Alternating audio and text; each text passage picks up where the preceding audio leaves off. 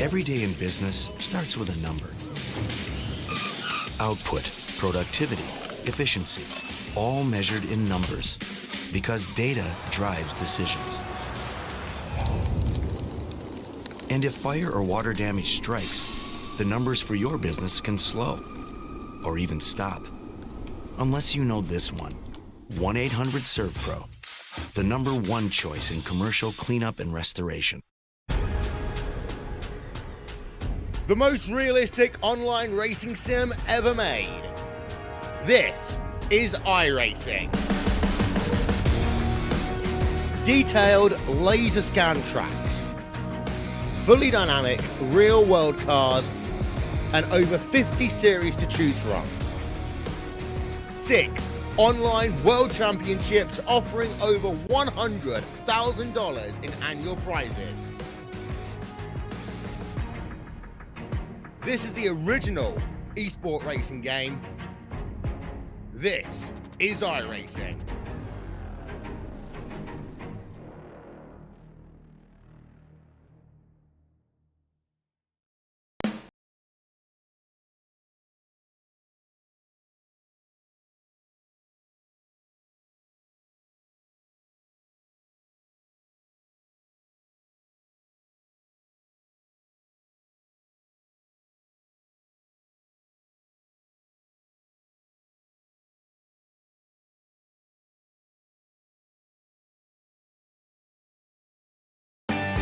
Come give us a try and experience the slice difference.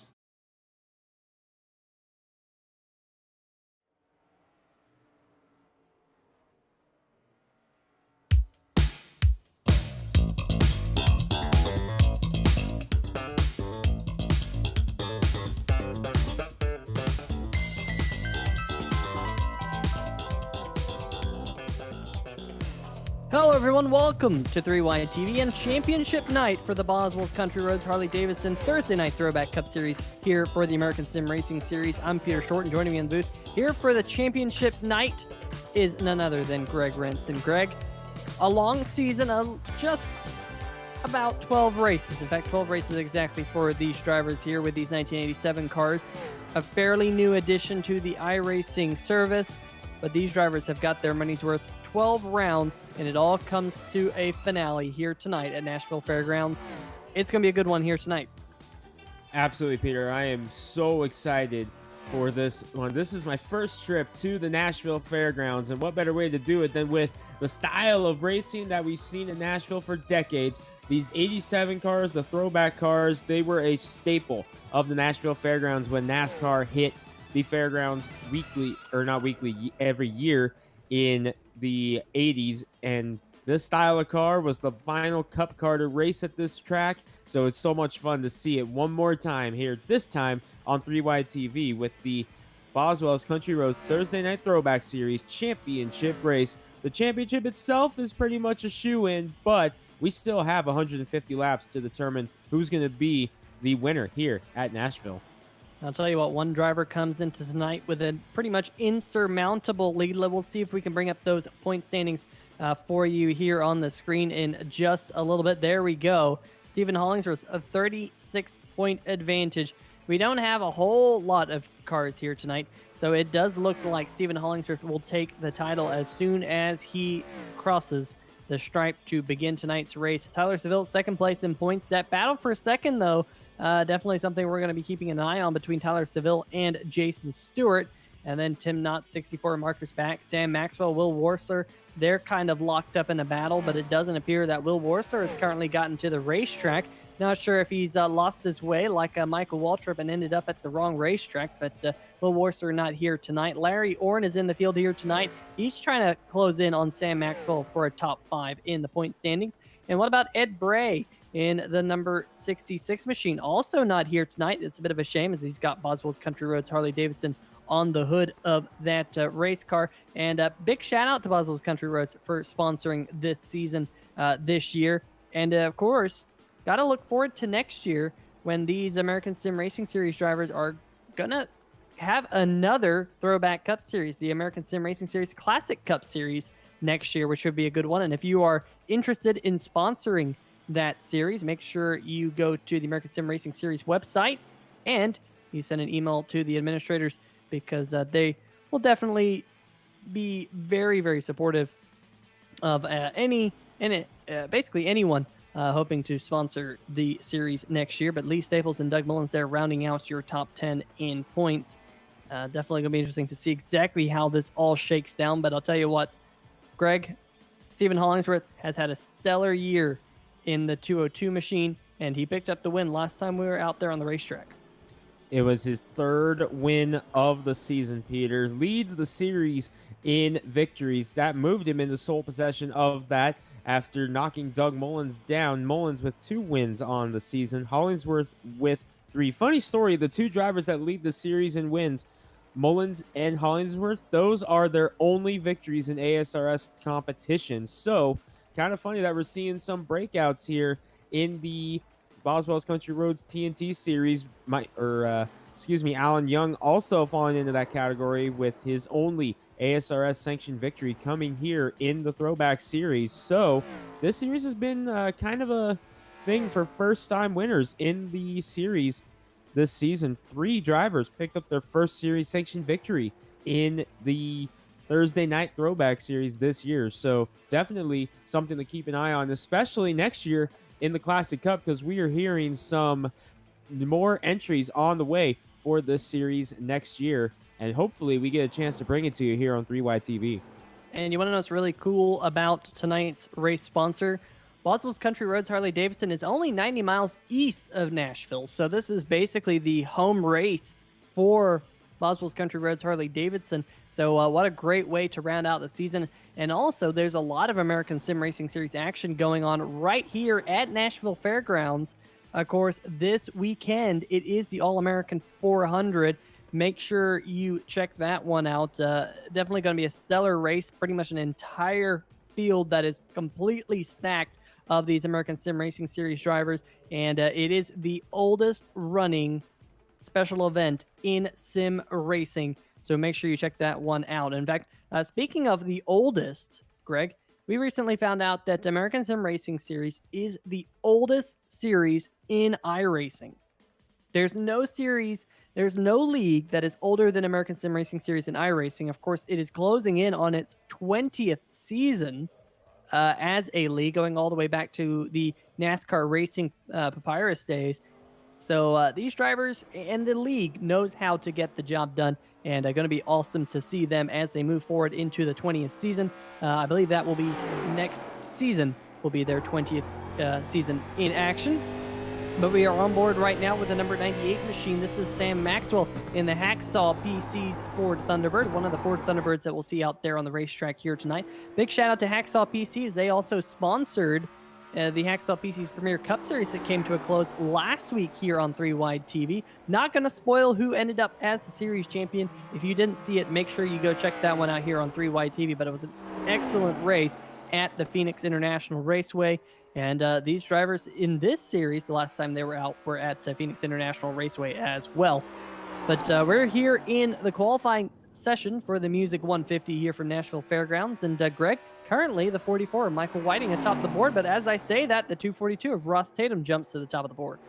And Tatum has been very impressive here in his limited starts in the series. Came aboard about 3 or 4 races ago in this series and has been a guy to keep an eye on every single week. And here he is on top of the board in the number 242. Remember, drivers that have not yet made a claim here in the ASRS, drivers trying to earn their way into the big show like Tatum, Orn, Hollingsworth, and Jonathan Cadell, they have 3-digit numbers. That is a way to differentiate drivers who are in the PC or the Hacksaw PC's Premier Series and drivers that are not. So that's why you see a few 3-digit numbers in the field. 7 drivers have taken time thus far. It's still Tatum on board with Doug Mullins in second in the number 18. Larry Orn, the Ford Lumina. We've talked about it quite a few times in the broadcast. Final time we get to talk about it this season. Yeah, well, next year, when we do go into the Classic Cup Series for all these drivers, There's going to be a lot of different racetracks on that schedule. I'm very much looking forward to it. We go to Rockingham, which we went to this year, Darlington, which we went to this year, but we're also going to tracks like Atlanta, Bristol, Martinsville, Talladega, Charlotte, Dover, Pocono, Sonoma. I mean, how about that? A road course race with these things at Sonoma. And Michigan and Nashville again next year are going to round out the championships. So hopefully this racetrack can put on a good show here tonight, because we know this track being the season finale next year, hopefully a lot of people will be looking forward to that one as well. There is the 169, Jonathan Cadell, working his way around the racetrack right now. He is currently yet to put in a qualifying time, and doesn't look like he will put in a qualifying time. But as I say that, of course, iRacing decides to finally update live timing and scoring, and it puts him down there in ninth. But there's a 202, and all eyes on this man right here, currently 10th position on the board. That's not where the champion-elect wants to be. We'll see what he can do on lap number 2. And the 202 machine, it looks like he's going to be starting at the back of the pack here tonight. Yeah, he broke loose up in turn number 3 there on lap number 2. So I'm wondering if the same thing happened here. Identical times, 19.4 seconds for Hollingsworth. So he's going to have work to do here for 150 laps. But from the sounds of it, Peter, he will clinch the championship just as soon as the green flag falls.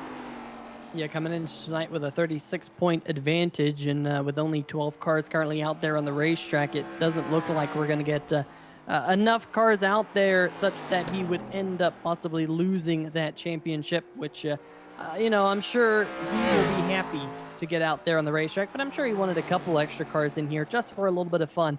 But it looks like doesn't matter where he starts, he will end up being the champion at the end of tonight, and we'll go into next year's Classic Cup Series as the reigning champion of these 1987 cars in the American Sim Racing Series, as we watch the number 1 machine of Jason Stewart work his way around the racetrack, currently being scored in the 5th position here in qualifying. Probably just trying to get a few extra practice laps in around this very tricky racetrack. And Greg, we'll see if we can go on board here with the number 1 machine, because this is actually a very interesting racetrack. You kind of jump up out of the corners. I kind of liken this racetrack to a mini Dover, because you kind of jump down into the, and ouch. Well, as I was saying that, Jason Stewart decides to put it into the tire barriers, just proving how difficult it actually is. No, I think that was probably intentional. That was a big ouch. But this racetrack's kind of like a mini Dover to me. It's got a decent amount of banking. It's a lot of fun, very fast, short track.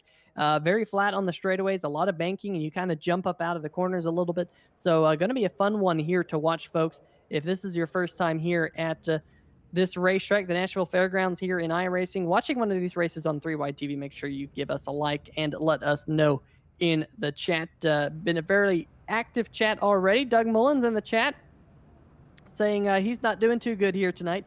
Samuel Olis in the chat, as well as Alexander Vaughn.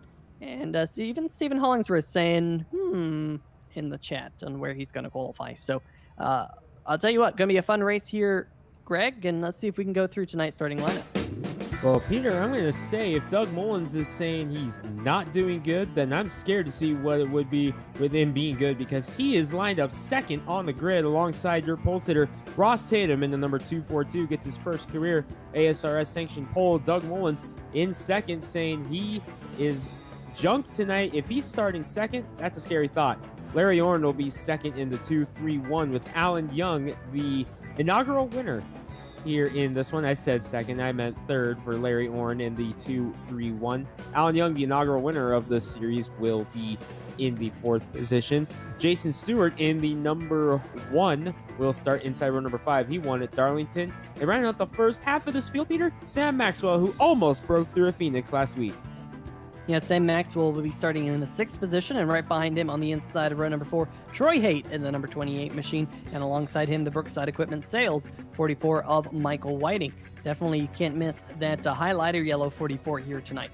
On the inside of row number 5, the 169 of Jonathan Cadell, sporting that Toyota here tonight. A very interesting paint scheme on that car right there. And to his outside, the man who will walk away with the crown here tonight, Stephen Hollingsworth in the 202 Folgers machine, and rounding out your 12-car grid here tonight, row number 6, Tyler Seville in the number 11 machine, and starting alongside him. And last place on the grid, the number 41 of T.N.T. But Greg, going to be a fairly lengthy race here tonight, 150 laps around this joint. There is a 1 hour, 25 minute time limit. Don't think we will run into that.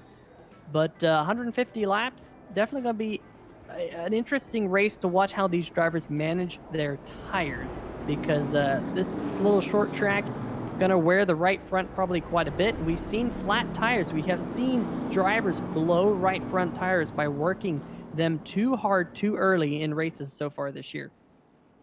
Yeah, especially in this series, Peter. We saw it a couple of times in the Hacksaw PC Premier Series, but we saw it quite a bit here at this track, or this series. One word stands out when we talk about tires: Rockingham, and how much of a show that was, with the tires almost running out of grip at the end of the race. But Peter, the Chevy Silverado is in, which means for the final time, the T.N.T. series is coming to green. And the green flag is out, and Ross Tatum and the 242 machine's going to get out to an early lead here, trying to use that inside line. It's preferred definitely early on, and he's going to get himself clear of the number 18 of Doug Mullins, who slots into second. Pretty much going single file now all the way back to Jason Stewart and the number 1 machine, who's locked in the battle with the number 98 of Sam Maxwell. Those two cars started on row number 3 together, and now here comes the 24 of Alan Young trying to get underneath Doug Mullins here. This is a battle for second, so a couple of positions up for grabs here in the early going. But I'll tell you what, Greg, that number 24 of Alan Young, you mentioned it, he won the first race of the season. You remember where that was at? Another short track. That race is pretty similar to this racetrack, North Wilkesboro. So can Alan Young kind of bookend the season in that 24 machine and win the first and the last race of the year? Well, and how cool was it, Peter, to get North Wilkesboro and Nashville back-to-back as the short tracks added to the iRacing server? You can't ask for 2 more historic venues here on iRacing than the North Wilkesboro and Nashville, 2 staples of short track racing here in the United States. And we got them now on the iRacing server here to put on races for eternity, even well after the lifespan of, say, North Wilkesboro. We're hoping that it gets to come back, but we might not get to see it. And there's rumors of another very historic track coming to the server next year as well. We can't go into details yet because it has not been confirmed, but we're hearing another very historic short track might be on the way in time, perhaps, for next season if this series has room for one more date. I'm watching the 202 of Hollingsworth as he has already worked his way up into 6th and is going after Jason Stewart for 5th right now. Stephen Hollingsworth, I believe he clinched the championship when he took the green flag. He is already trying to crack the top 5. Yeah, that 202 machine trying to get around that number 1. But I'll tell you what, up at the front, Ross Tatum's got himself about a 1-second race lead. There he is. And there is second place, Alan Young running right behind him. A little bit further back, Larry Orn in 3rd. Then Sam Maxwell, who's running in the 4th position. Good job for him. He started in 6th, now in 4th. Jason Stewart, he started in 5th. He's still running in 5th. And then that's where you find that battle with Hollingsworth, as Hollingsworth again dives to the inside, dives it off into turn number 1. He's going to do a little bit of a slide job, slides up the racetrack. Will that let the number 1 get back underneath him? No, it will not. So move Hollingsworth into the top 5. Like you said, Greg, Tyler Seville in the number 11 machine also moving his way forward. Started 11th, now up to 7th. So a couple of your key players in the championship all season long. First place in championship, Stephen Hollingsworth now running 5th, and Tyler Seville second place in championship, running back there in 7th. Will Warsler has joined us in the chat. Hopefully you're having a good night, Will. Shame you're not out there on the racetrack here with these boys here tonight, but hopefully you're enjoying it, sitting back, relaxing, and enjoying the 3-wide TV coverage here of the Boswell's Country Roads Harley Davidson Thursday Night Throwback Cup Series. But Greg, kind of quiet here. We're already 10 laps in, and so far no cautions. That's good. I saw a couple of cars struggle with getting loose coming out of turn number 2 in practice, including the 202 of Hollingsworth, but so far these drivers have been able to kind of keep it in check. Looks like the car in race trim is a little bit more stable than we saw in qualifying for the likes of Hollingsworth, and maybe that's why Seville didn't qualify, Peter, because he saw what everyone else was having those issues with, being loose on qualifying. Car in the outside wall. It's the number 98 is Sam Maxwell. Not sure what happened to the Hacksaw PC's Ford Thunderbird. We'll see if we can go back and possibly get a replay of it. There he is. Let's see if we can go back about a lap or so. But definitely saw that number 98 make some pretty heavy contact with the outside wall right in front of Larry Orn. And not sure if he had some issues with his wheel or his brake pedal or something. But this was kind of strange. Here we go on board. He gets a run coming out of the corner on the 231. Was there any contact? Doesn't look like it. Looks like he just locked it up, pushed a little bit too hard into the corner. Maybe a little bit too much front brake. And Sam Maxwell, heavy contact with the outside wall. And suddenly, our driver who had such a strong run in Phoenix last week in trouble early. But the good news is, Peter, he's actually gaining a spot right now on Stewart. Car around, and it's Doug Mullins in the 18 machine. The man who started on the front row has gone around in turn number 3. We'll see if we can see this one here on the replay. That's Jonathan Cadell right behind him. Was there any contact, or was it... I think there might have been contact, and he went up the racetrack. A little bit of contact there with Troy Haight in the number 28 machine. Let's see if we can get a look at this one from the high atop. I don't know. We'll look out the back bumper first, and then we'll see if we can get a look out of from the blimp cam. But there's Cadell right there going off into the corner. Yeah, I think Cadell kind of showed his nose in there, really kind of shoved it in there, and that little bit of contact sent around the number 18. So under caution for the first time here tonight, Peter. Taking one more look. Here's the aerial cam that you were talking about. This will tell us the full story right here. You'll see Cadell in the Toyota get a run to the inside and just a little bit of contact. And then unfortunately, nowhere for Troy Haight to go. But a nice job by Michael Whiting there to get through as well. T.N.T in the 41. Yeah, definitely. A couple of drivers just squeaking through that. And hopefully the damage on Doug Mullins' number 18 machine won't be all too bad. We'll get another look at this from on board, I think, with the number 28 machine. And yep, just a little bit of contact there with the right front of the number 28. And look at everyone else kind of squeaking on through there, including Michael Whiting in that highlighter yellow Brookside Equipment Sales Chevrolet Monte Carlo. And we have a couple of cars who have elected to come down pit road. I think T.N.T and Michael Whiting are two drivers who did come down pit road. Doug Mullins coming down. Yeah, he's coming down to fix some of that damage on the front end of that Chevy Monte Carlo. Remember, no fast repairs in the American Sim Racing Series, so any damage you incur in this race, you have to fix manually, which means you sit on pit road as long as it requires damage repaired to try to get it back to perfect. So Mullins going to have to keep an eye on the pace car. No doubt he's in communication with his teammate Tyler Seville, who's riding around in the 5th position right now to let him know where the pace car is so he can take off in the number 18 and stay on the lead lap. That's the good news about having teammates there, is you have that communication. Wonder if Will Worsler's up there on one of the pit boxes with them, helping make the calls as well, as Mullins does indeed take off, and we'll get back on the racetrack on the lead lap. Yeah, well, I don't know if he's up there on top of the pit box, but if he is up there on the pit box or, you know, up in the spotter stand, he's definitely got his cell phone out, watching 3Y TV. He's in the chat, asking questions in here. Philip Scott also just joined us in the chat saying, hi, just saw you guys were live. Hopefully you're having a good evening, Philip. Of course, Philip races one of the other series that we broadcast here on 3Y TV. So great to have you along board, enjoying a little bit of 1987 action. And I know you're an iRacer yourself, Philip. So if you ever want to get involved with the American Sim Racing Series, there's a link in the description. Make sure you check them out. But the pace truck is headed down pit road, race in the hands of Ross Tatum, and he gets us back to green with a huge jump in that 242 machine. And the big loser on that one was Hollingsworth in the 202, as both Young and now Orrin able to get by, as Hollingsworth's going to fall in line here in 4th. Trying the outside, he's got Seville behind him. These two were neck and neck for the championship up until Phoenix last week, as boy, Larry Orrin and Hollingsworth getting a little close together there off of turn number 4.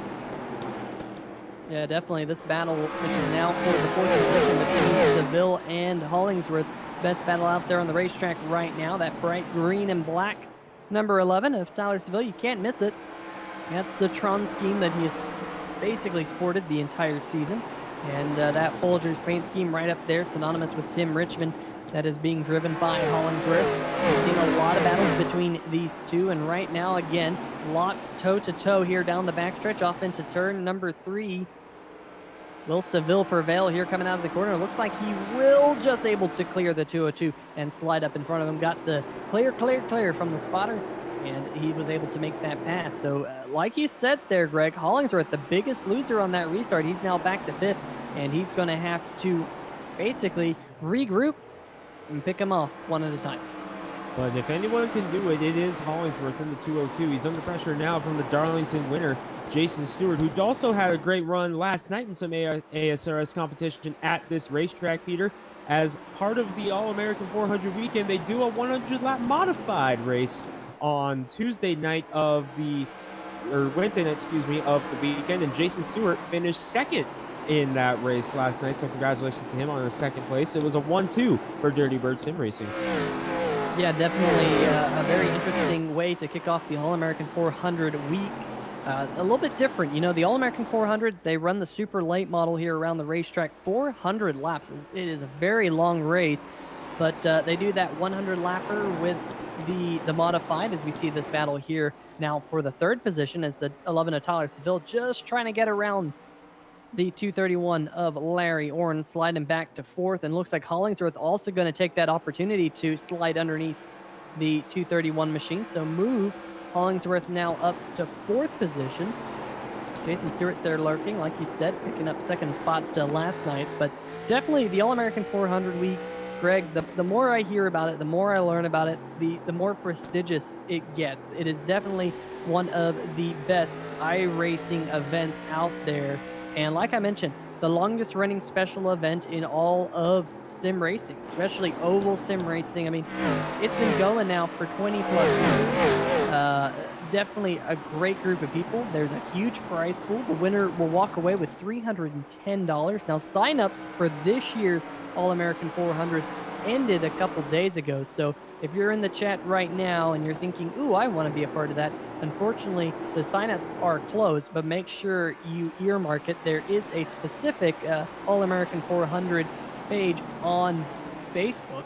So make sure you give that a like, and perhaps next year you can be a part of the American Sim Racing All-American 400 right here at the Nashville Fairgrounds, which I know Jim Foose, league owner and organizer, was super excited to have this racetrack back in the iRacing service, because this is the racetrack where the All-American 400 actually occurs in real life. And if you're one of those guys out there who might be thinking about applying for the league to compete in the All-American 400, why not file an entry for this series as well, as it'll be under a new name, the Classic Cup Series, an expanded schedule with a lot of great racing action coming up here in the new American Sim Racing Series Classic Cup Series. So what if you're one of those guys who might be thinking about competing in the All-American 400 next year? Why not apply for this one as well and see if you can't turn some heads in this series as well next year? Yeah, absolutely. 15 races next season, and definitely going to be a good one, finishing once again right here at the Nashville Fairgrounds. But up towards the front, Tatum has been able to scoot away once again up to about a 2nd lead. That's about where he was under the first green flag run that we had before the one and only caution flag came out. There is the number 24 of Alan Young, just closing in just a little bit. But Tyler Seville is the fastest car out there on the racetrack last time by, just a couple hundredths of a second faster than the number 24, who we can see right there out the rear gearbox of this man who we ride on board with here, your race leader, Ross Tatum, who was the man who started the race on the pole and so far has led every single lap in the first 34 as they flash across the start-finish line right here. Tatum has been so strong in that number 242, and ever since joining the series a few weeks ago, I believe the first time we saw him was at Rockingham, and ever since the first time we saw him, he has been fast, Peter. So no doubt that first ASRS victory is lurking for Ross Tatum as well. And could it come tonight here on lap 36? He's led every one of them thus far, starting to stretch now a little bit over Alan Young. The gap's maintained at about half a second right now. Can Tatum hold on? But the thing is, we got a long way to go. Yeah, absolutely. Long race. A couple of cars battling a little bit further back in the pack. Looks like the number 28 of Troy Haight has closed in on the number 1 of Jason Stewart. He is right in front of that number 98 of Sam Maxwell. Maxwell nursing that right front damage. Now, Behind Maxwell is the 44 of Michael Whiting in the Brookside Equipment Sales Machine. He hasn't been able to get himself through this pack just yet. Jonathan Cadell there, kind of the caboose of this train in the back half of the field. But definitely these drivers just looking for a little bit of an opportunity to make a pass. And one thing about this racetrack that I found out, it's not the easiest racetrack to make a pass. You can definitely get quite a run there on the middle groove. In fact, we just saw that there. The number 1 of Jason Stewart used that middle line to get a launch out of the corner. It's very difficult to hook that yellow line, especially with these 1987 cars. They're a little bit lumberous on entry into the corner, and once you get them loaded up, they're all right. They seem to have a lot of grip, but especially on corner entry, they can be a bit sluggish.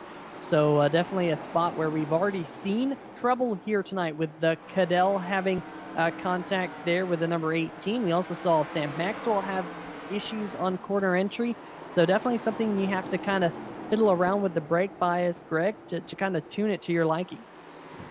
Yeah, you have to really get the car to your liking, especially at Nashville, because this is a long, tedious race. 150 laps. Doesn't seem long, but man, if your car is not happy, if you're not happy with the way it's driving, it is a long night here at this racetrack. Seville able to pull away a little bit more from Hollingsworth as the battling continues behind him from Orrin all the way back to Cadell. It's getting quite spicy back here. Doug Mullins and Michael Whiting side by side, a little bit behind that group of 4, but they are still battling it out. Single file, but Troy Haight beginning to put the pressure now on Jason Stewart. Haight to the inside, trying to get a run, and Stewart able to shut the door this time. We're coming up on the 1/3 mark. We're less than 10 laps away from that mark. Tatum has led them all thus far, but he's opening it up now over Alan Young, and Tyler Seville is closing in on Young, so we might have a battle for second before too long. Yeah, absolutely. And one thing that I think that is very interesting here, Greg, of course, there are tire limits here in this series. These drivers get 2 sets of tires on pit road. So as soon as we get to that 1/3 race distance, I think if a caution flag was to come out, you'd see a lot of these drivers elect to come down and take tires. But the tire fall off here isn't as drastic as you would expect it with the Cup cars. Now, one thing I am noticing, as you see this battle here between Troy Haight and Jason Stewart, this is a battle right now for the 6th position, is that the cars have kind of fallen off by a full second from where they were in the qualifying session. So it seems like the fall off here tonight is a little bit more than what we have seen at other racetracks, as the battle for second starting to brew. Tyler Seville closing in on Alan Young. Last time by, Tyler Seville, fastest car out there on the racetrack once again, like he was a couple laps ago. And he's been averaging the fastest car out there on the racetrack over the last 5 laps, just a fraction of a second slower than Ross Tatum. So Tyler Seville here starting to make some noise there in 3rd. And a little bit further back here is the one of Stewart, who has lost another position to Sam Maxwell. He's now back to 8th. And one of those guys that passed him is Troy Haight in the 28. And I got to say, Peter, I'm very impressed with what Troy Haight has been able to do here. This is his first time here in the T.N.T. series here this season. He has not made a start in this car yet. So I'm very impressed with what he's been able to do, and the fact that he has been able to get himself up into the 6th despite having damage in the number 28. Very impressed with what he's been able to do so far here. We'll see if he can make a move here. He's going to make a move to try to get the top 5. Got Sam Maxwell behind him. Going to get a little bit of a bump from Maxwell off of turn number 2 as Haight had to check up. Maxwell now going to try the high side. They're going after Larry Orrin in the 2-3-1. But I got to say, so far, very impressed with what I've seen out of Troy Haight. Yeah, Troy Haight closing in on Larry Orrin. Meanwhile, the one of Stewart continues to slide backwards. He just got passed by Michael Whiting, so he's now back to the 11th position. Definitely not what that number 1 wanted here, and perhaps he's just burned up his right frontal a little bit too much. He definitely seems to be struggling with getting that car rotated in the corner. Now we have a little bit of a train here. In fact, this has kind of been a train now for about the last 20 or so laps, from Larry Orrin in 5th all the way back to Jason Stewart. And I say that the 231 of Orrin led that group, but doesn't look like he will lead it for too much longer, because here comes Troy Haight. You were just talking about him, Greg. Yeah, Troy Hay with a nice run there on the bottom in that number 28 to the inside. He's got the position, not quite clear yet though, but with the help from Sam Maxwell that might be coming, he might be able to get him. Scratch that. Here comes Orrin on the high side. Looks like Troy Hay's very good in the center of the corner, but right here is where Larry Orrin's able to use that outside to get a bigger run. Meanwhile, the top ones in front are pulling away from this, so it's a battle right now for fifth. Give it to Troy Hay now. He clears Orrin off of turn number 2 that time. Nice job here by the 28 of Haight. And back up towards the front, here's a battle for the second position. Tyler Seville getting underneath the 24 of Alan Young. So all of a sudden, we got battles breaking out all over the racetrack. This one here for second that we're watching. The 11 of Seville trying to roll that inside line to get a little bit better motion out of the corner. And looks like that's what he's going to do here. Going to slide up in front of the 24 of Alan Young. And Alan's going to slide back to third here. Now the big question is going to be whether Seville can run down Tatum, because Tatum here running very, very, very sporty lap times. Last time by, Ross Tatum fastest car out in the racetrack over the last 5 laps. He's also been on average the fastest car on the racetrack. So that 242's got this place figured out. And here's another thing to add to that, Peter. How much of the tires have Tyler Seville used up trying to get around Hollingsworth and Young and the like? What has Ross Tatum been able to do while he's out front? He has been able to coast and run his own race and not worry about the tires. Where Tyler Seville, he's been having to use those tires to make these passes. How much has Tyler Seville used up in these tires here? And can he reel them in before we get to this pit stop? Yeah, I'm really curious to know how far they can go on fuel. They can probably go quite a few laps before they absolutely have to come down pit road. Probably about 100 or so laps if my math is correct. So we're still quite a long way away from having to make green flag pit stops, but definitely the laps clicking off quite quickly here. I would think these drivers would get to the halfway mark, and that's when they would come down pit road, but only time will tell. Here is the battle now for the 5th position. Sam Maxwell now starting to hound Troy Hay, as you see a couple of cars back there side by side. I think that was Doug Mullins and Larry Orrin, as Orrin has now fallen back to the 10th position and is in danger of falling out of the top 10. So Mullins in the number 18. He had a nice recovery going in the early stages of this one. However, he's struggling right now in the 18 as well. Stewart in the 1. He got freight trained on the outside. Peter did Jason Stewart and was not able to get back down to the bottom. So that's why he fell out of the top 10. Trying to get it back together now in his number 1 Dirty Bird Sim Racing entry. Right now, they're just clicking laps away. Working lap number 60 now of 150. And Ross Tatum's lead over Tyler Seville continues to hold steady at about 2 seconds over Seville. Jason Stewart in the number 1 machine just had a big moment coming out of turn number 4. In fact, I saw a couple of cars get squirrely coming out of turn number 4, but the number 1 had the worst of the bunch. Let's watch this one more time. Did he get the power down? Yeah, just got the power down a little bit too soon and made pretty heavy contact there with the left side. I saw the exact same thing happen with the 18 of Mullins and the 44 machine of Michael Whiting. So I don't know if there was a little bit of oil down there in turn number 4 or what, but the racetrack definitely starting to get slick for some of these drivers on the gas. Man, watching these guys, they're kind of breaking loose a little bit here and there. I'm betting you the tires are just about gone on these cars, and we will see pit stops here. And how about now for your points leader, Stephen Hollingsworth in the 202 coming down? No, that was just a drive-through. Wow, not sure what's going on there. Well, maybe Hollingsworth realizes that he, is the champion and just wants to make things difficult. So he's going to be down in 12th right now and in danger. Oh, he's in the outside wall there as well. So something must be going on with your points leader and champion. Stephen Hollingsworth right there, struggling. Now he's got some right side damage that he's going to have to contend with. We're now on board here with your race leader. It looks like Tatum's just going to go to the high side and put him 1 lap down.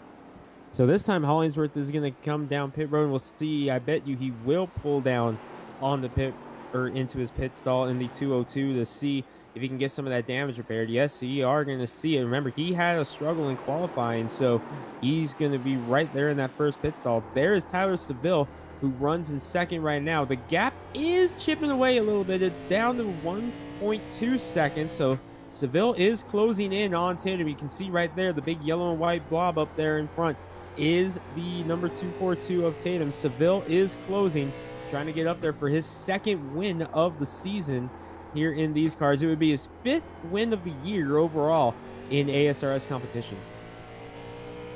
Yeah, I'll tell you what, definitely had a fantastic season and something to build on in 2021 here in the American Sim Racing Series. Definitely, oh man, that was a big wiggle there coming out of the corner. And ooh, is that the number 1 machine who's slow there? That looked like the number 1 of Jason Stewart. Is that a possible blown tire perhaps, or is he just having problems? Let's take see. a look. He's just slow and off the pace. Oh man, the 202 caught him very quickly. He was And exiting pit road there, Peter, and going back to pit road, I'm wondering if maybe he's having some kind of issue with the steering of the car or some kind of technical difficulty, and he's not able to get it up to full speed right now. Well, I figured it out. I have figured it out, Greg. These drivers here, they're shifting tonight, and the number 1 machine came out of turn number 4, the money shift out of the back of the number 1 machine, a big plume of smoke. That's why he was slow and off the pace. He actually wasn't coming off pit road. He had just blown his motor and was just coasting there on the backstretch there on the inside of the racetrack. So looks like Jason Stewart's motor has gone pop, and I don't think we'll be seeing all too much of that checkered flag PC number 1 machine here in the remainder of the race. A big shame there for Jason Stewart after having such a good night last night in the All-American Modified 100, and he will bring it down pit road here.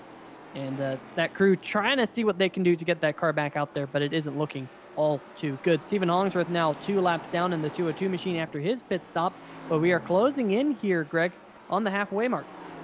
Yeah, we're about 6 laps or so from the halfway mark of this one. When it comes to Stewart blowing the motor, I'm going to quote my best friend's dad on this one. Well, it went boom. It said it went boom, and I said dang it. Although that's not exactly the words that were used. Yeah, I'll tell you what, definitely a heartbreak when your engine grenades. I know it's happened to me many, many times. It happened to me back in the day in NASCAR Racing 2003 season. Although, NASCAR Racing 2003 season, back in the day, you could not only blow your motor, Greg, you could also lose gears. And so the absolute worst thing that could happen is if you lost 4th gear, which could happen. And at certain racetracks, you were done when you lost 4th gear, because of course that's the racing gear, not reverse, not the R, not that joke, but you know, that's the racing gear, 4th gear, and you could lose those back in the day. And I tell you what, I ate through quite a few gearboxes. But here is the number 18 machine. Doug Mullins on pit road. He's with his pit crew right now. You can see them with the Evil Knievel pit crew, and the Evil Knievel pit crew there kind of having a chat, and while the crew goes to work. And I'll tell you what, he's going to get back out there on the racetrack and see what he can do after a pretty dismal first half of the race here, Greg. He qualified up there on the front row, but definitely not the night that the 18's been hoping for so far. I wonder if Mullins is sitting here going, maybe this thing will blow up and I can just call it a night here in the number 18, Larry Orton on pit road in the number 231. Going back to what you talked about for a moment there with the mechanical issues, I mean, I'm going to make this a 2-parter. First off, can you imagine if mechanical failures did make their way to the iRacing server, stuff like broken gears and other stuff that happens? Because I like to call connection issues when your connection drops. I like to call that iRacing's version of mechanical issues. And the reason I say that is because I was in an ARCA race at Dover one time, started 22nd, worked my way up to 3rd, did not touch a single car, had dodged every wreck thus far, 2 laps to go, my connection dropped, and it felt like the motor had blown. Like, it didn't blow physically, but that's how it felt when all of a sudden it just collapses in on itself, your connection does, with 2 laps to go. So that is about the closest you can get to mechanical issues here in iRacing, except for when you downshift too much in the motor blows like we saw with Stewart earlier. But could you just imagine if some of that stuff that we've talked about here, about with the old NASCAR Racing 2003 days, You imagine if some of that made it here to iRacing. They are made by the same group of developers, so it's possible we could see that down the road. Yeah, definitely something that I kind of want to come back to. But for now, I want to focus on this battle between Troy Haight and Jonathan Cadell. Because Cadell was one of those drivers kind of languishing back there around the 10th position, but he must have been just back there saving his tires. It looks like Sam Maxwell, the number 98 Hacksaw PC's Ford Thunderbird, he's going to pull down on to pit road. Michael Whiting in the 44 going to join him here. But Cadell and Haight locked in this battle, which is for the 4th position right now. There's the 44 of Whiting. Looks like Ross Tatum in the 242 machine. He might be thinking of coming down pit road here shortly. There's the number 11, Tyler Seville on pit road. Gonna be interesting to see exactly when your race leader elects to come down pit road. Not this time. He's gonna stay out, go another lap in that yellow machine. Good looking race car right there. Kind of a throwback paint scheme. Definitely. It's kind of got those vibes of Terry Labonte back when he used to run the Piedmont scheme, but just yellow and mellow yellow on that car. Yeah, who doesn't love the old Terry Labonte Piedmont scheme, Peter? That is one of the most historic paint schemes in all of racing, and gotta love it here, seeing kind of that vibe to it. But with mellow yellow on board, usually when you see mellow yellow on a car of this body style, you're seeing a number 51 in a very, very similar paint scheme to what Kyle Petty ran. You're seeing the movie Days of Thunder mellow yellow, which is an iconic paint scheme, but I like this take on it. It's something different. I like it. Yeah, definitely a good-looking paint scheme. We do have Jason Stewart in the chat and saying, drink made after I blew it up. So hopefully you're enjoying a nice drink. Sit back on the couch and watch some 3 Wide TV broadcasts. We'll be giving you a shout-out here as the night goes on, that's for sure. But we are now in the second half of the race, and your race leader, Ross Tatum, has yet to come down pit road. Same with Alan Young. Jonathan Cadell has made one pit stop. He made that pit stop in the one and only caution flag that we've had here tonight. Troy Haight has also yet to come down pit road. So, Greg, 3 drivers out there from the start of the race not coming down pit road, and now Alan Young in the 24, he's going to peel down pit road. So now we're down to just 2, your race leader, Ross Tatum, and the 28 of Troy Haight. And Tatum still out there. Troy Haight in the 28, making his debut in the series. Alan Young, the inaugural winner in the series, coming down for his service. So that leaves just those 2 that have yet to pit in this race. So with that being said, the question is, again, how long do you think they go? And Ross Tatum, the question is, will he try to make it to lap 100 before he surrenders the lead? You know what? I think he will. I think he's kind of on this track to just kind of stay out there and continue to log some laps. I mean, we've seen that he's done a great job of saving his tires. He was the fastest car out there at the end of that last run. He's really figured this joint out. I don't know if he's figured out the brake bias because these drivers really only have 2 ways to adjust their car here in the American Sim Racing Boswell's Country Roads Harley Davidson series, and that's brake bias as well as your steering ratio to kind of tune it to each driver's liking. And whatever that 242 has done here tonight, he has figured this racetrack out as we close in on the century mark here tonight. The 231 right there, Larry Orn going to get one of his laps back. He's going to be now just back to 1 lap down. But remember, he is on fresher tires in the 242. But let's think about lap times right now out there on the racetrack. Tyler Seville, who pitted just a couple laps ago. Seville last time by a 19.7 lap time. That's 1.3 seconds faster than the 242 of Ross Tatum. So that's showing just how much the tire difference is.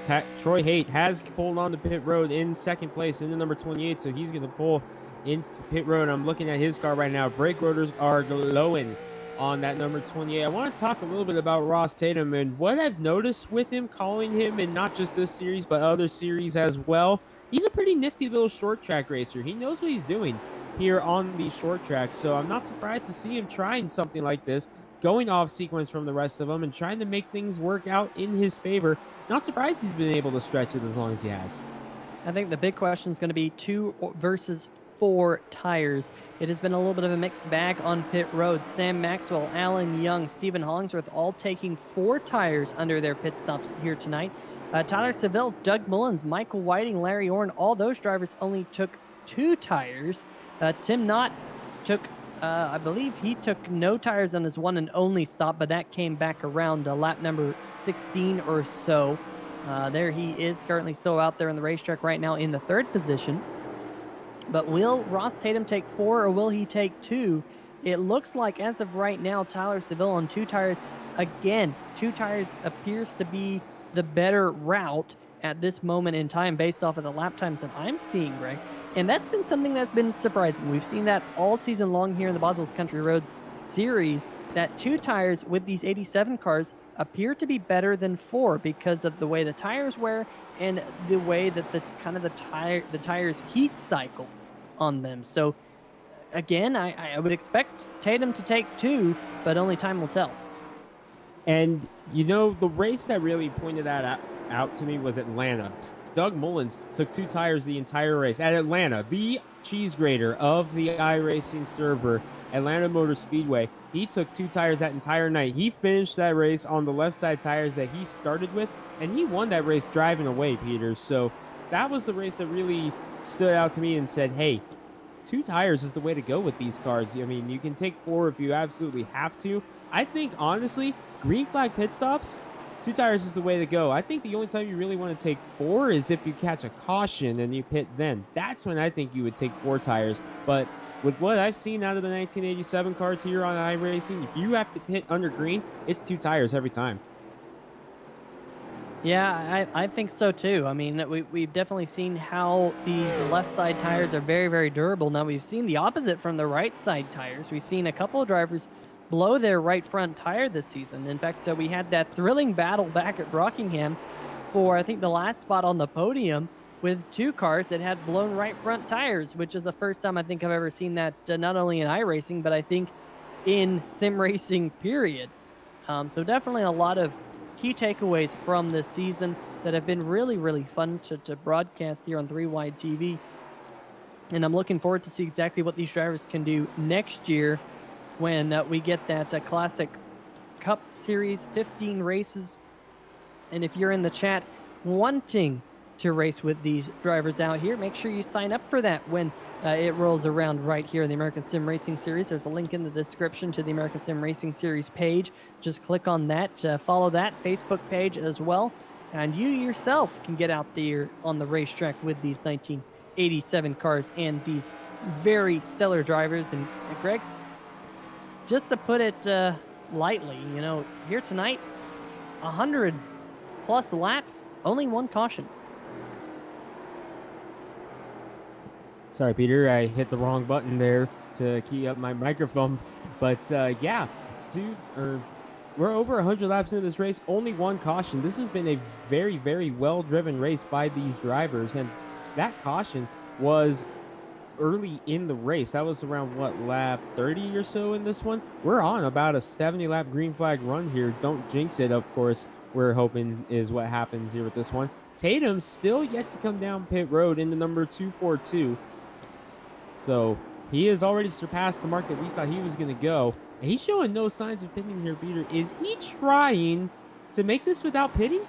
Is he trying to stretch it all the way?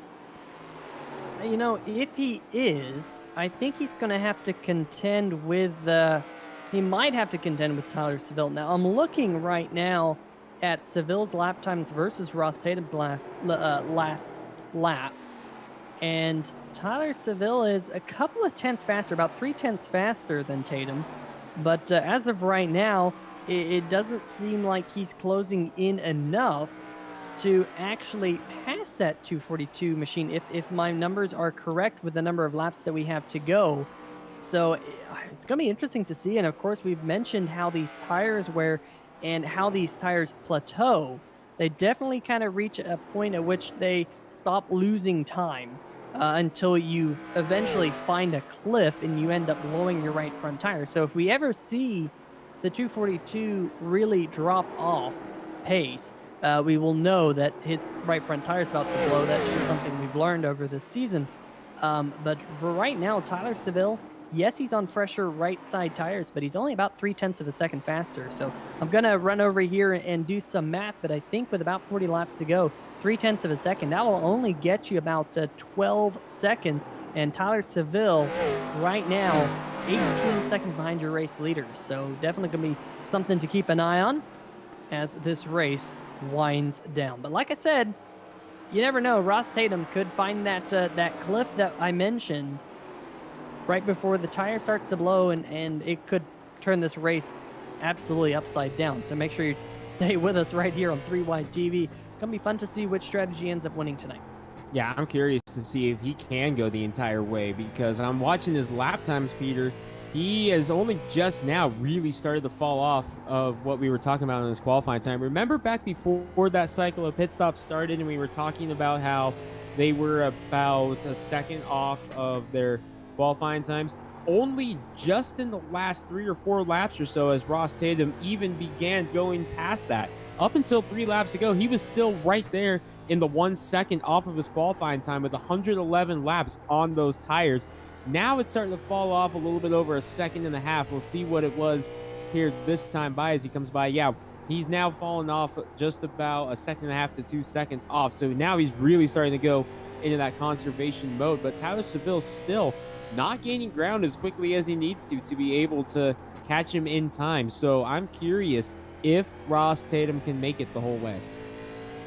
Yeah, definitely going to be an interesting one to see how it exactly pans out. I'd be surprised if he could make 150 laps on fuel. Of course, we did have one caution to help him out, but this is a slightly different racetrack than a lot of the other racetracks we go to. It's not a half mile, Greg. It's a little bit more than a half mile. So, I think back to some racetracks like Martinsville, that is a half mile, where you might be able to squeak out 150 laps. Because this racetrack's a little bit more at 0.6 of a mile, that's 20% longer than Martinsville. So I'd be surprised to see if you could go all 150 laps, but I've been surprised before up here in the 3 Wide TV booth. The commentators don't know everything, so I'm not in the race car right now. I'm not getting the fuel numbers from whoever it might be in my ear, whether it's a real spotter or whatever type of program he has to be a spotter. So definitely he knows what he's doing, and he's out there right now as the race leader. Well, Peter, to follow up with what you said there, if we up here in the commentators booth knew everything, we would not be up here in the commentators booth. We would be down there making the pit calls, because these drivers would want us making their calls and saying, hey, you know what's going to happen. What's going to happen? We got to know. So me and you would have an entirely different job if we knew everything when it comes to strategy calls and times like that. But I'm watching as Tatum continues to ride around. He's not still losing time. He's consistently running in the 20.8 second bracket right now, 20.7, 20.8 for the last 5 laps or so. For reference, his qualifying time, 19.081 was the time that put him on the pole here tonight. So consistently about 1.8 seconds slower than his qualifying time right now. Not losing any ground to Jonathan Cadell, but Tyler Seville still trying to chip away at that lead in the number 11, trying to just chip little by little by little to see if he can get up there. But man, the way that Tatum is going right now, if he can make it this whole way, Seville's not going to be able to catch him in time. Yeah, and of course, Seville has a couple of cars right in front of him that are actually battling for position. That's Doug Mullins and Michael Whiting locked in a battle for the 6th spot right now. Michael Whiting on 7 lap fresher tires than Doug Mullins. So he does have a little bit of an advantage, and he has a good run here coming out of turn number 2. He's going to dive to the inside, almost contact. There is contact. Seville there in the 11 running into the back of the 44, and that's not what the 11 wants, as he's trying to close in on not only Ross Tatum, but also Jonathan Cadell. We go back and watch this one from the blimp cam. Watch this contact here going off into turn number 3.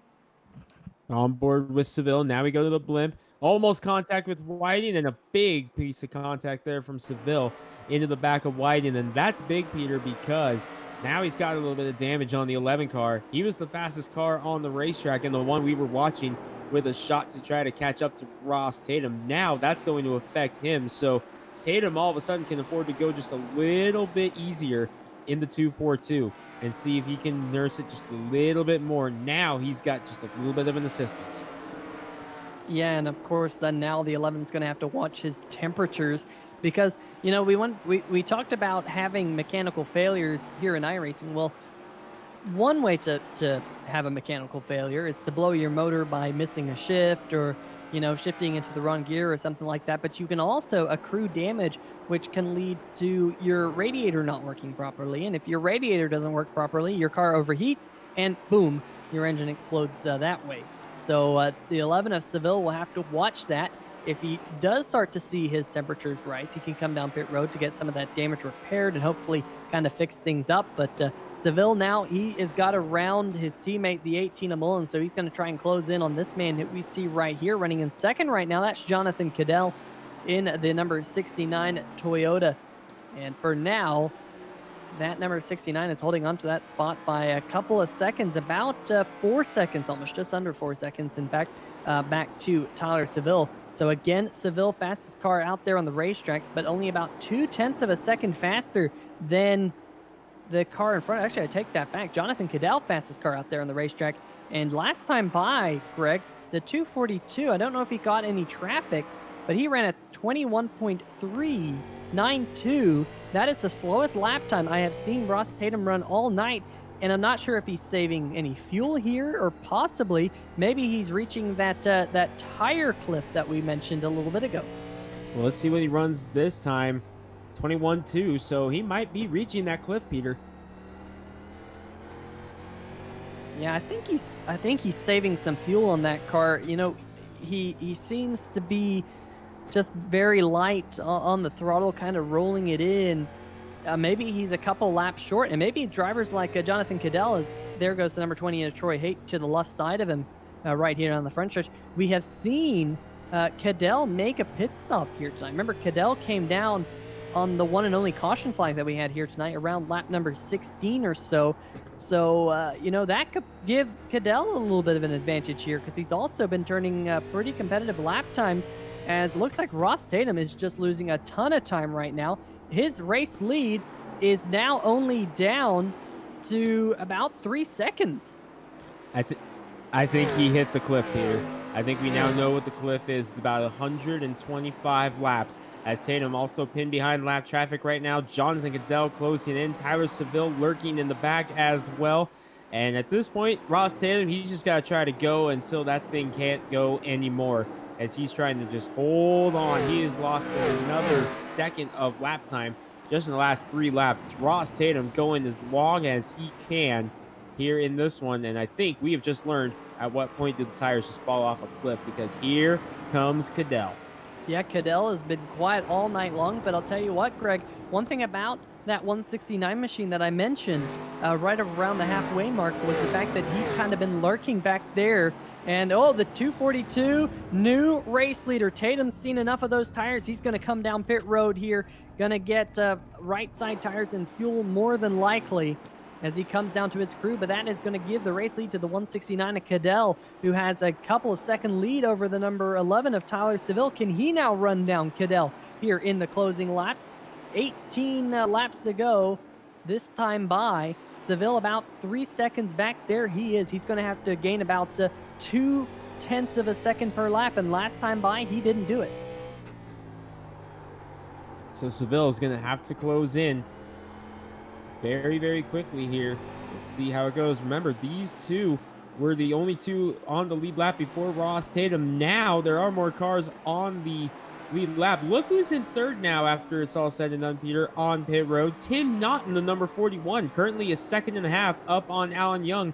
Can Tim Knott hold on and get himself his second podium in 3 races here in the Throwback Series? And remember, he did it at Rockingham by saving tires on that number 41 machine. So maybe a similar strategy here tonight. He does have about a second over the car behind him. That would be the 24 of Alan Young. And Young is running a little bit faster than him. So Young is trying to close in on Tim Knott for that last podium position. Definitely going to be something that we're going to have to keep an eye on. Now, last time by, Tyler Seville, one of the faster cars out there on the racetrack, about 0.2 of a second faster than Cadell. That's what he's going to need to do if he's going to catch him. But he's going to have to keep that up. And he hasn't been able to show consistently that he's about 0.2 of a second faster. Over the last 5 laps, he's been averaging just about a 1/10 faster. So Cadell here in a very good position to take home a checkered flag.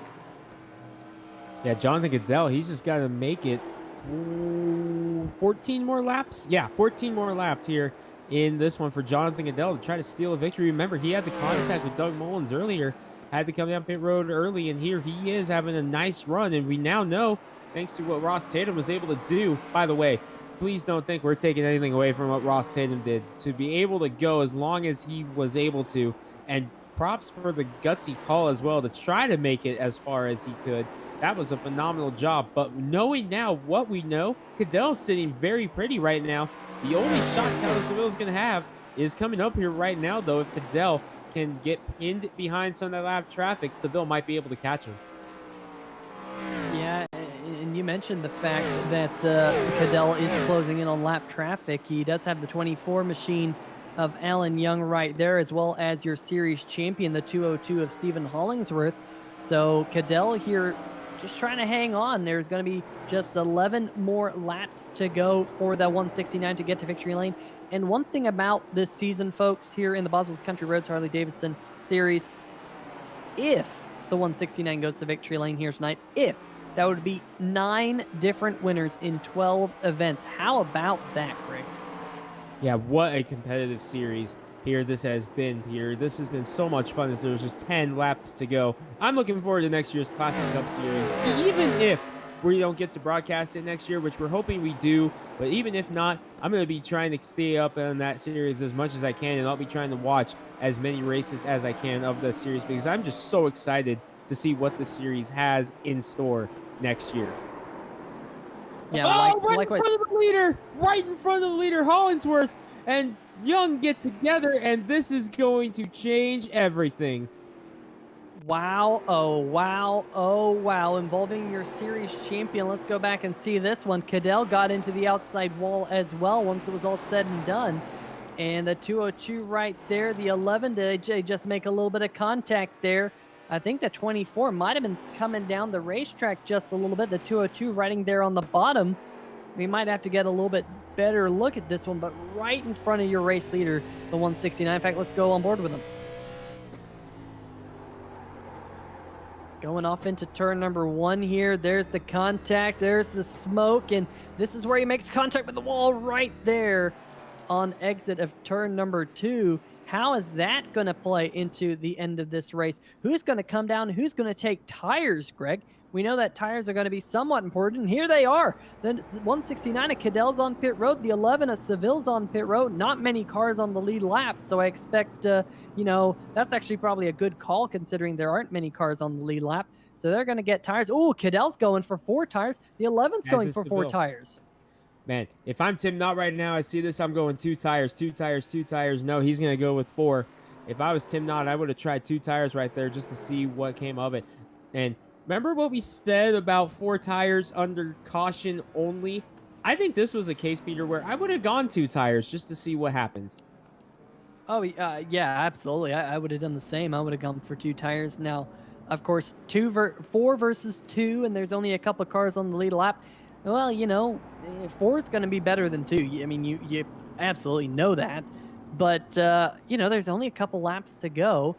Granted, there were only a couple of cars on the lead lap, especially with that accident happening. I think Alan Young was the 4th car on the lead lap until that contact put him kind of back behind the 8 ball. So 3 cars on the lead lap when we go back to green. Now, there appears to be a bunch of cars that are going to try and take the wave around here. And, of course, we do have attempts at a green-white checker here in the American Sim Racing Series. So cautions breed cautions, and this could be an interesting way to round out your Thursday night Boswell Country Roads Harley Davidson Series Race 12 of 12, the championship finale here tonight on 3 Wide TV. Thank you for joining us here in the chat. Make sure you give a like to the video. It definitely helps out the American Sim Racing Series with the exposure here on YouTube as well as the channel. So make sure you hit that thumbs up button here before this race is all said and done. And definitely setting us up for a good finish. Something that I love to see. So make sure you hit that like button. So it looks like 4 cars electing to take the wave around. Young, Tatum, Mullins, and Haight will be taking the wave around. Sam Maxwell in the 98 was your lucky dog in the number 98, so he's going to move up into 4th as the wave around cars will now move around the Chevy Silverado pace truck, and we will get set for shootout time here at the Nashville Fairgrounds. I believe we're going to have 3 laps to go when we go green. Can Jonathan Goodell hold on and get his first career victory, or does Tyler Seville go 2 for 3 to round out the season? Can Tim not get up there and surprise us all and grab his first victory of the season? We don't know what's going to happen. It's restart time. Yeah, and I'll tell you what, that 169 has a huge advantage because he is going to be able to control this restart. Pace truck headed down pit road, and the 169 is already on the loud pedal. That's the advantage I was talking about. He hit the loud pedal early, and he was able to get an early jump on the number 11, but here comes Seville down to the inside. Seville showing his nose, and remember, Cadell, we've seen a lot of long run pace out of that 169, but we haven't seen a lot of short run pace out of that race car. Can he now turn it around and use the short run pace to his advantage? Just 2 more laps to go here at Nashville. Oh, Seville's got him in the turn number 1. Tyler Seville seized him up perfectly. But look at Cadell with the run on the outside. Seville able to get around him. Cadell's going to take a dive back to the inside. They're going to see the white flag this time by. And Tyler Seville out in front gets the lead for the first time tonight. And Tyler Seville's sitting pretty right now. That number 11 machine, can we see a little bit of nudge out of the back of the 169? Rubbin's racing right. No! Cadell in the outside wall. That's going to give any opportunity away for him to make a charge on the 11 at Seville. Tyler Seville goes to victory lane for the second time this season in the Boswell's Country Roads Harley Davidson Thursday Night Throwback Cup Series. Cadell finishes in second. And how about third place? Sam Maxwell on the Hacksaw PC's Ford Thunderbird after this is all said and done. He had a late charge up through the field. Great job there by Sam Maxwell to pick up third. And Sam Maxwell in that number 98 continues a little bit of a hot streak here. A great run at Phoenix last week. A win in the Grand National Series finale at Phoenix. And now a third place here. But it's all about the number 11. His second win of the season. Tyler Seville comes alive late. And he is going to be a threat for the championship next year in the Classic Cup Series for sure. And also keep an eye on him in the Hacksaw PC Premier Series, as Will Worsler Racing going to get to do one last nose-to-nose here in the Throwback Series this season. That is Will Worsler Racing's 5th win of the season in this series. And you know what, Jonathan Cadell, he's going to be very upset because he was trying to punch his ticket into next Wednesday's All-Star race right here on 3 Wide TV for the American Sim Racing Series. Tonight was the final opportunity for someone to punch their ticket into the All-Star race, except for the All-Star Open, which will happen. It won't be broadcast here on 3 Wide TV, but that All-Star Open, another opportunity to get into the All-Star race next week. But I'll tell you what, this was the last time to get a win in a fully sanctioned race to get your ticket to that race. And it looks like Tyler Seville says, you know what, guys, I already have 4 tickets into that race. I'll pick up another one. Excuse me, 5 tickets. Pick up number 6 here tonight. Yeah, an outstanding performance by Tyler Seville here tonight. Steals the win on a late race restart, his second of the season, and Tyler Seville building some momentum into next week's All-Star race, which you can catch right here on 3 Wide TV. Peter, me and you are looking very, very forward to that one. Oh yeah, it's going to be a stellar race, an absolute packed house for that race here on 3 Wide TV. A lot of drivers have a ticket into that race.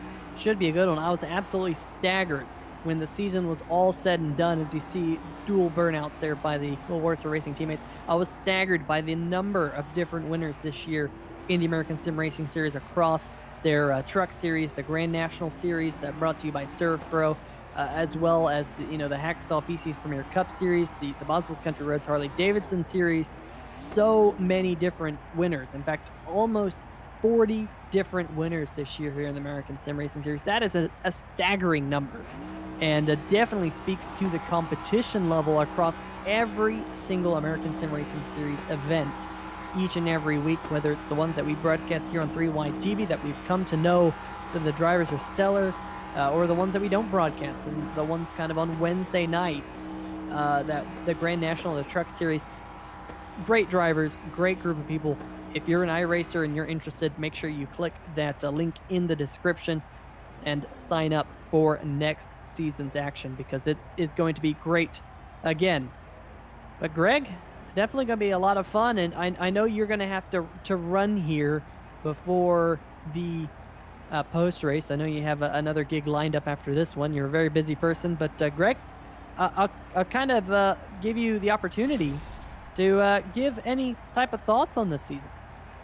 Man, what an exciting season this was, Peter. When we first found out about this series, we were so excited about the prospects that it was. And from the moment the green flag fell at North Wilkesboro, we were in love with the racing that this kind of car puts on every week, week in and week out. It's visiting some historic venues and some older versions of current venues as well. We visited the older Daytona. We went to the older Pocono. And it's just been so much fun to be able to cross some of these famous tracks off and go to a race like it was back in the 80s, back when NASCAR was at its peak. So much fun to watch. And I'm looking forward to next year in the Classic Cup Series, an expanded schedule. Again, 15 races coming your way next season. What an incredible season this was.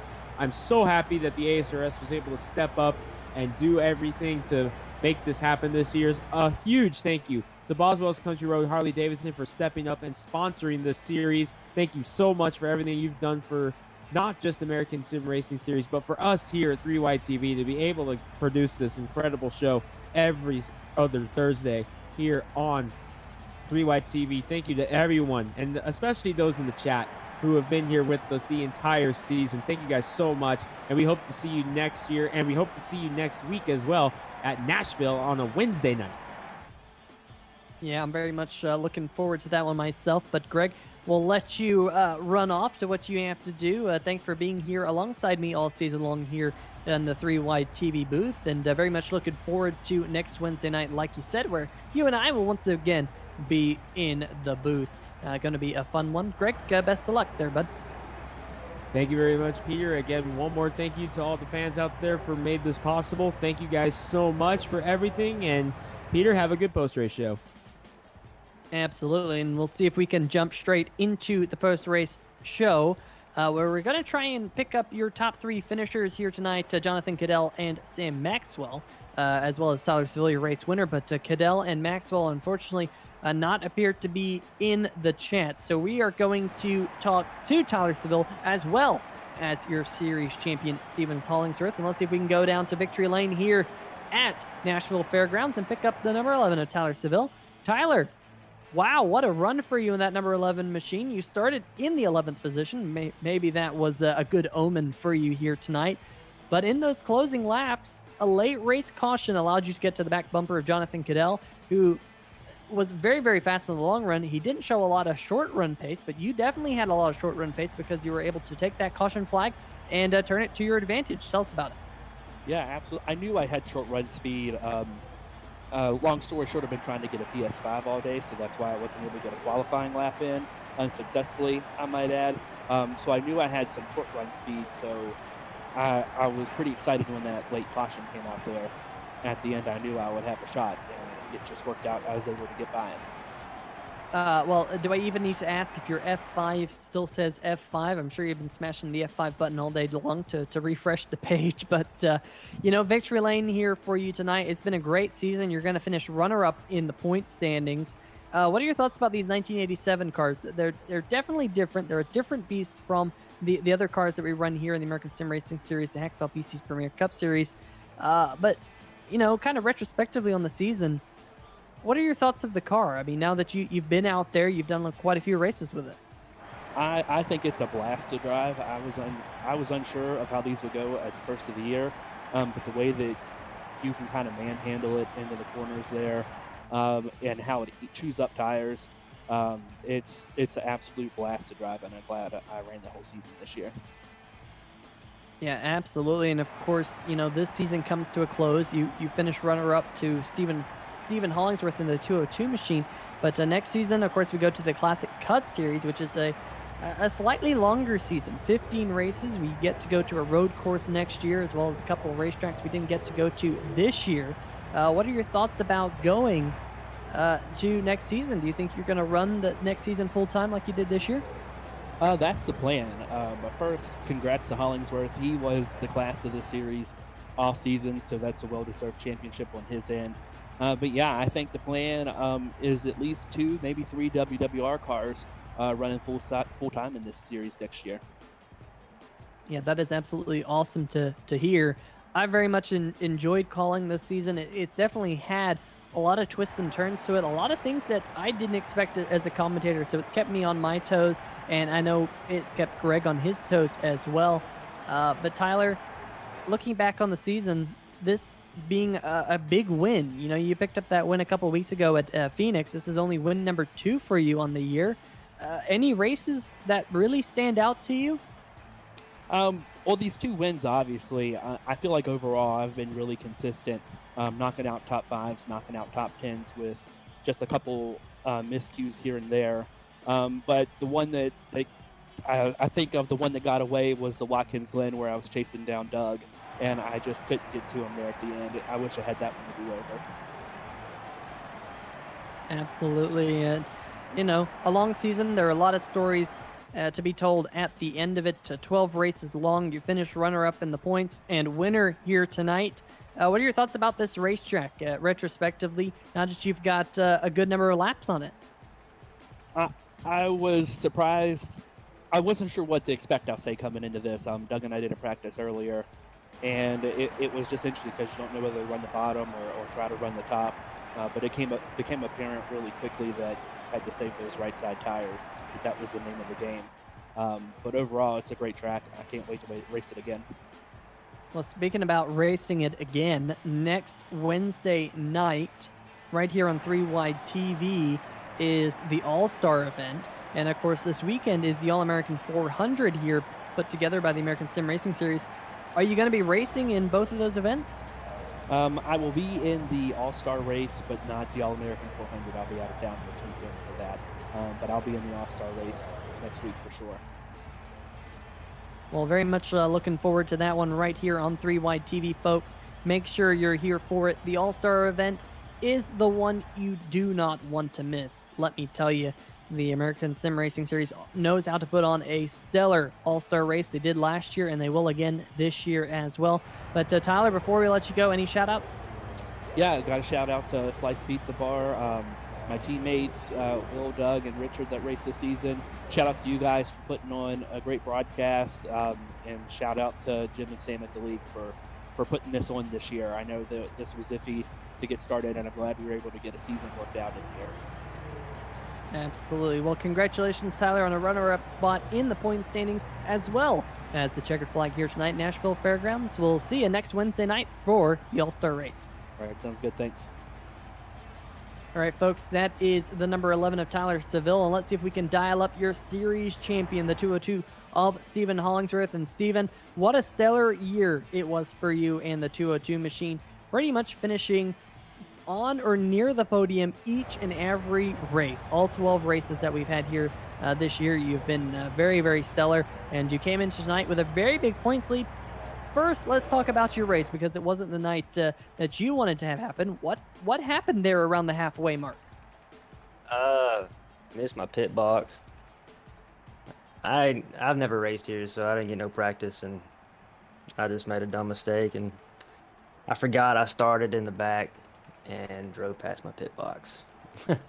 You know what? You chuckle. I've done that myself as well. Sometimes, you start looking over there for the signs a little bit too late, and you go, oh, man, I'm going to have to come back through. Same things happen to me in, like, GT3 cars as well, when they have, like, a full grid, and they kind of double up cars in a grid stall. It's tricky sometimes. But you know what? Even though you come home tonight in the 11th spot, you are the series champion, and very, very quick, week in, week out. It seems like you have a knack for these 87 cars, and we have heard from you many times this year about how much you enjoy them. But next season, there's a 15-race schedule. More races than what we had this season. You going to run next year? Yeah, I plan on it. As of right now, I have every intention to run every race just like this season. Yeah, I'm pretty excited about it. I'm glad they stuck with these cars. It was kind of up in the air for a couple weeks there, but I'm glad everybody voted, and they're bringing them back, so that's really cool. Yeah, definitely. We've had some great races with them, and they are a very different beast than what the other cars are like here in the service, and it just seems like you have a knack for them. And I asked Tyler kind of a similar question. if you look back on this season, any races stand out to you? Any moments stand out to you? Because you pieced a lot of the pieces of the puzzle together to end up with this championship. Yeah. What's sticking out right now is the performance in the later part of the season, about race 9 through 12. I'm not sure. We'll have to go back and figure out what happened and why I had a couple terrible finishes. But the race at Atlanta probably sticks out the most between Will, Tyler, and Doug, and the one at Pocono.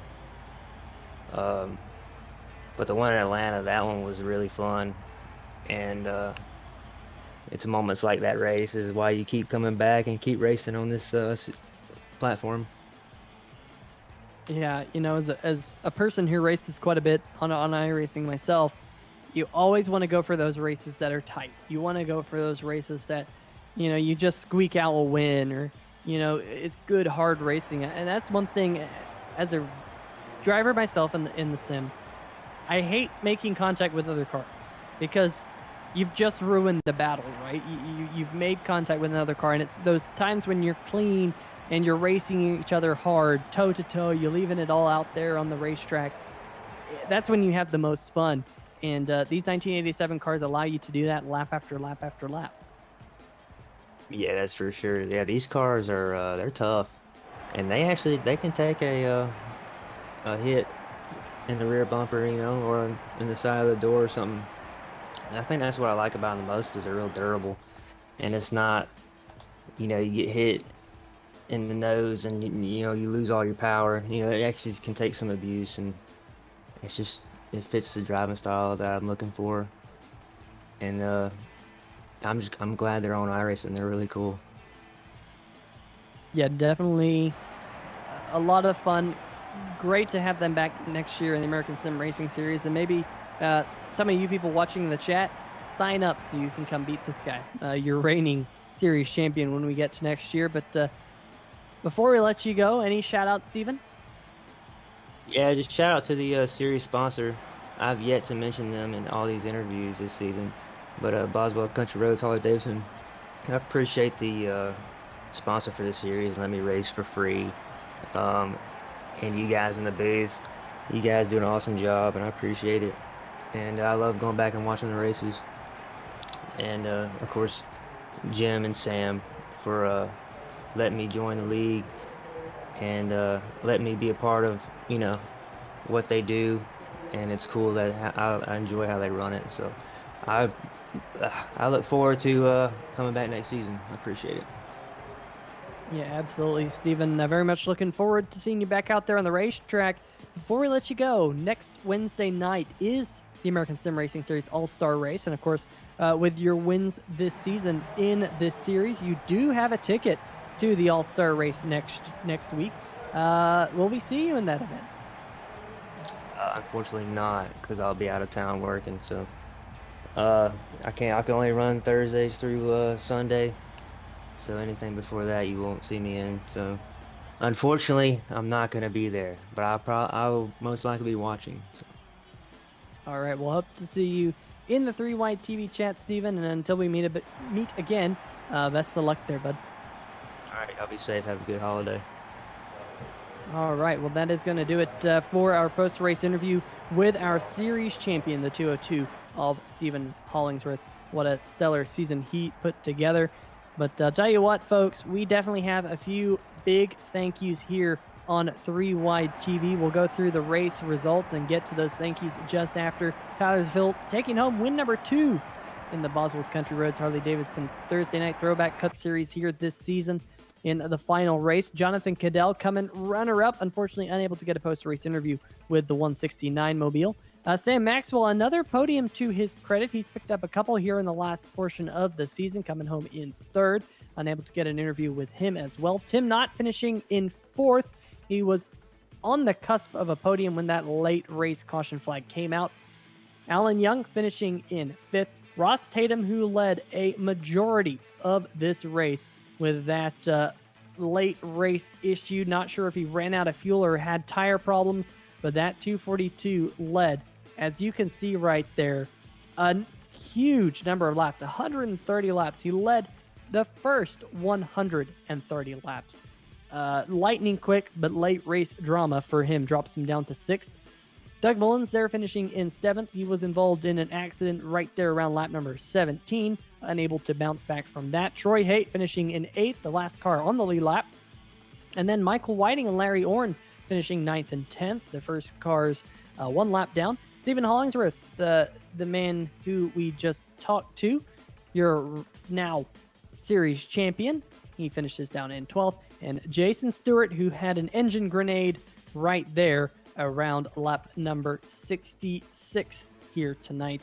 Definitely not the way he wanted to finish his season, but definitely he joined us in the 3Y TV chat, grabbed a brewski, and chilled with us here and enjoyed the rounding out the season. But like I mentioned, definitely want to give a shout out to some of the people who made this series possible. Of course, one, Boswell's Country Roads Harley Davidson. They, of course, sponsored the season, helped make this possible right here on 3Y TV, and they're also only located 90 miles east of Nashville, so they are very local to the racetrack. What a fitting way for them to round out the season. If you need any Harley Davidson needs, of course, the holidays are coming up, make sure you check them out for any of your Harley Davidson clothing, apparels, and maybe pick up a bike as well. Definitely great to have them on board this season. As well as, of course, the league administrator, Jim Foose, Sam Maxwell, and the others who helped put together the American Sim Racing Series, the oldest iRacing series out there, the oldest league. I did the math, I looked it up, and there's no one older than the American Sim Racing Series on all of iRacing. They know how to get the job done season after season, and they put another series in the books here tonight. Another piece of the history of the American Sim Racing Series has been cast here tonight. So definitely give them a huge shout out and a huge ovation for all the people in the chat as well each and every week. We've definitely had a lot of repeat faces in the chat, especially on this Thursday night series. Definitely great to see you guys. It's been a lot of fun getting to see your messages in the chat and respond to them, and a little bit of the banter in the chat as well in some of the races this year. It's been an absolute pleasure. And gotta say, we'll see if Mr. Carlos Acosta has anything to say here in just a second. But personally, this has been a fantastic season. I very much enjoyed broadcasting each and every lap. And hopefully we'll get to do it again next year with the 1987 cars when the American Sim Racing Series gets back on to the racetrack with the Classic Cup with these 87 machines. And of course, we're not done yet for 2020 on 3Y TV. We got the Wednesday night All-Star race this upcoming Wednesday, same time, 8 o'clock Central, 9 o'clock Eastern. Make sure you're here for that one. It should be a good one, as well as all of our friends over at Sim TV for putting together the camera angles that we bring you each and every week right here on the channel. But for myself, Peter Short, Carlos Acosta, and everyone else, as well as Greg Rentz, who took off early, we'll see you guys around. Hope to see you next Wednesday. See ya!